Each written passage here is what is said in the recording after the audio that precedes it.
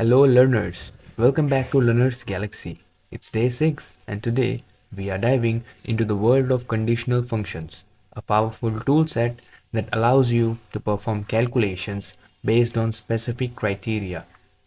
So today's target is mastering conditional functions in Excel.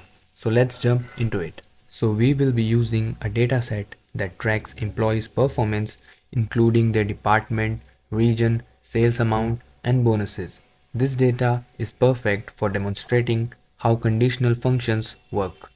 Let's start with SUMIF, a function that adds up values in a range that meet specific criteria.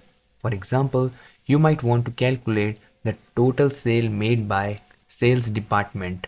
To do that, we will put the formula equal to SUMIF and then we will give the range in which our criteria will be checked. After that, we will give the criteria and then we will give the sum range. Now the result is calculated and the total sales amount for the sales department is highlighted.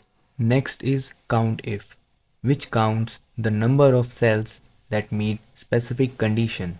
Let's count how many employees are in the marketing department. So to do that, we have to put the formula. Now we have to give the range and then we have to get the criteria. Now the result appears showing the count of marketing employees.